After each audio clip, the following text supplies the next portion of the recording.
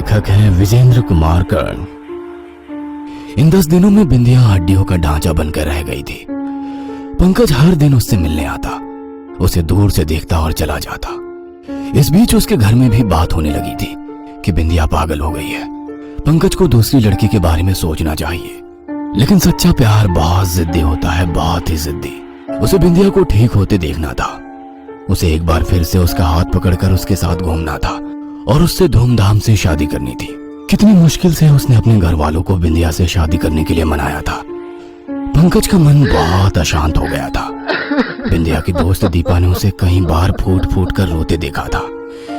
दीपा खुद भी बहुत परेशान थी।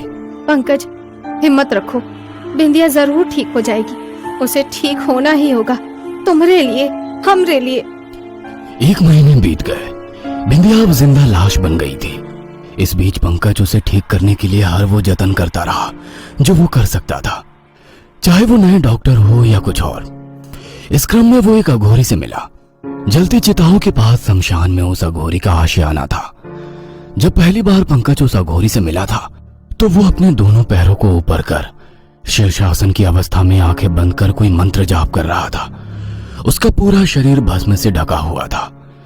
पंकज ने उस अघोरी के बारे में सुन रखा था कि उसके पास कई सारी सिद्धियां हैं। पूरे 1 सप्ताह वो उस अघोरी के पास जाता रहा, लेकिन वो अघोरी उसी अवस्था में रहा।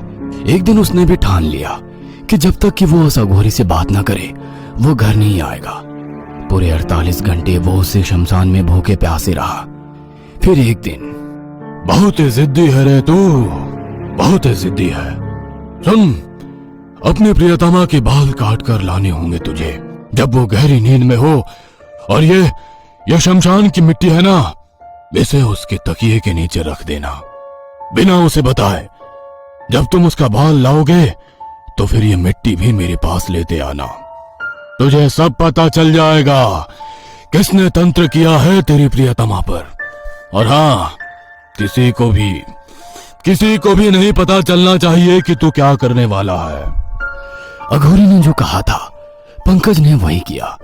इस काम के लिए भी उसे काफी मशक्कत भी करनी पड़ी।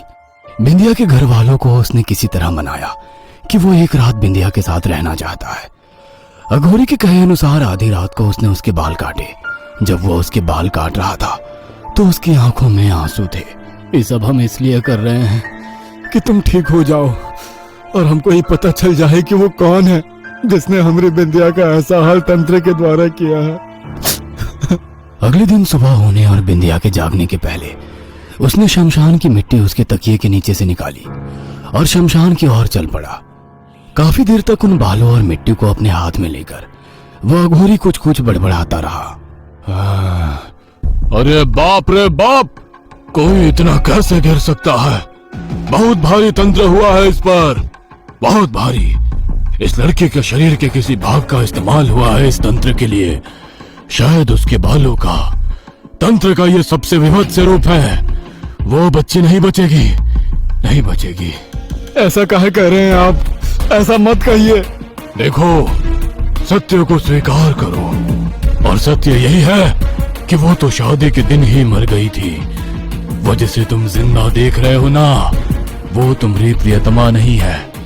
ये तो वो आत्मा है जो उसको छोड़ा गया है। वो आत्मा कुछ दिनों तक उसके साथ है, फिर वो चली जाएगी हमेशा के लिए। क्योंकि तंत्रों के द्वारा जब हम किसी आत्मा को बुलाते हैं तो उसका भी एक निश्चित समय होता है हमारे पास रहने का। उसके पहले उसे वापस नहीं भेजा जा सकता है। दिव्या, दिव्या कौन है? दिव्या का किया? वो तो बिंदिया की सबसे अच्छी दोस्त है। हम सब साथ ही पढ़े हैं, एक ही कॉलेज में। दिव्या पंकज को बहुत पसंद करती थी। पंकज और दिव्या अच्छे दोस्त भी थे। ये दिव्या ही थी जिसने सबसे पहले पंकज और बिंदिया को इंट्रोड्यूस करवाया था। और इस पहली मुलाकात में ही कुछ बहुत गहरा संबंध दिव्या और पंकज के बीच बन गया था। पहली मुलाकात का वो सफर हर दिन की मुलाकात में बदल गया। थोड़ी देर की बातचीत रात भर के चैट में बदल गई और फिर दोनों ने फैसला कर लिया कि जीना साथ और मरना साथ है। जब ये बात उसने पहली बार दिव्या को बताई तो दिव्या ने कहा, अरे क्या बात है, तेरे चेहरे का रंग काहे बदल गया रे? तो खुश नहीं है का? हम दोनों के रिश्ते से पगली है का? हम काहे नहीं खुश होंगे? अरे हम तो बहुत ही खुश हैं, लेकिन एक बात का हमको गम है कि इतना सब कुछ तुम दोनों के बीच पक रहा था और हमको कुछ हवे नहीं लगा। अरे हम तो तुमको बताना ही चाहते थे, लेकिन पंकज मना कर रहा था। वो काहे? पंकज कहता है कि सच्चे प्यार को नजर लग जाती है रे। हट, अपनों ही कहीं नजर लगाती है का? दिव्या बहुत ही नॉर्मल रहने की कोशिश कर रही थी, लेकिन उसे ऐसा लग रहा था कि बिंदिया ने उसका प्यार उससे छीन लिया है, जबकि पंकज दिव्या को सिर्फ अपना एक दोस्त मानता था। लेकिन दिव्या ने तो मन ही मन उसके साथ शादी के सपने देख लिए थे। तुमने हमरा प्यार छीना है बिंदिया, खुश तो हम तुमको भी नहीं रहने देंगे। हाँ, दिव्या को जब पंकज और बिंदिया की शादी का पता लगा तो उसकी बेचैनी और बढ़ गई। वह जल्द से जल्द कुछ ऐसा करना चाहती थी कि बिंदिया उसके रास्ते से हट जाए।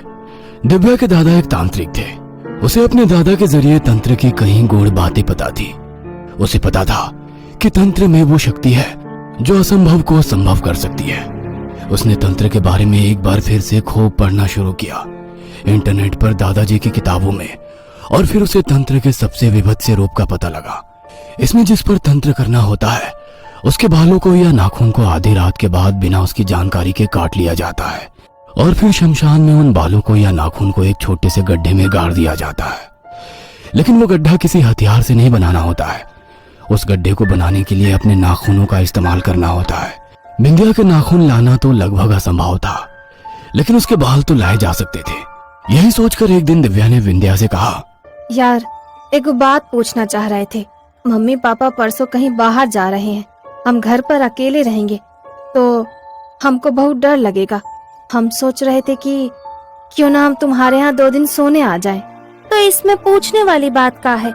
पहले भी तो तुम हमारे यहाँ सोई हो और कई बार तो हम भी सोए हैं तुम्हारे यहाँ जाकर।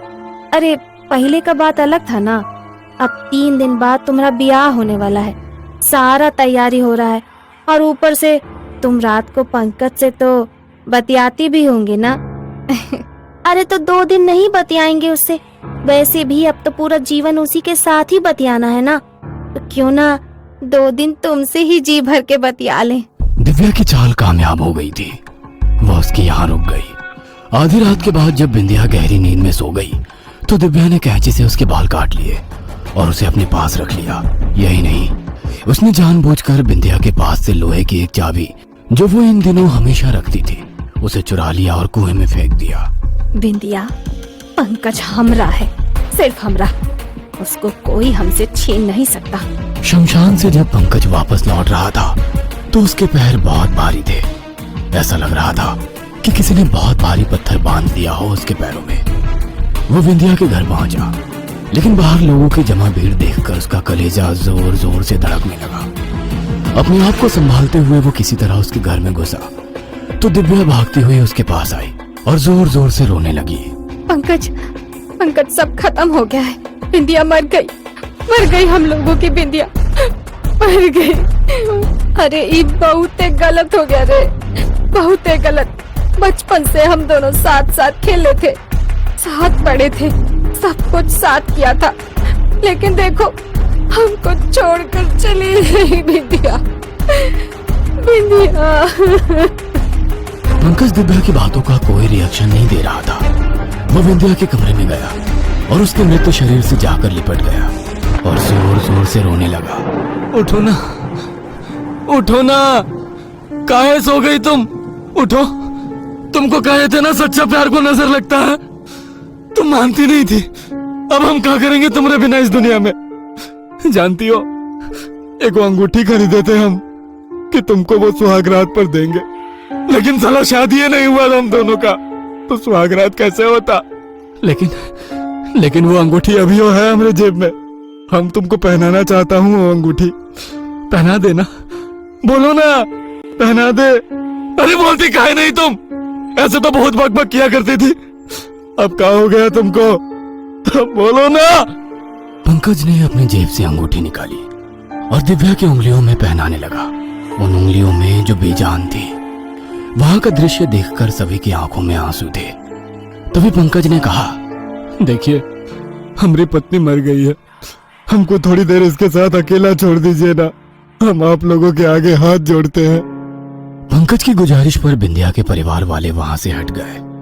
पंकज ने कमरा बंद कर लिया और बिंदिया से बातें करने लगा। कुछ देर तक तो पंकज की आवाज आती रही, फिर उसकी आवाज आनी बंद हो गई। दिव्या ने उसे बाहर से पुकारना शुरू कर दिया, पंकज, पंकज। लेकिन उसने कोई जवाब नहीं दिया।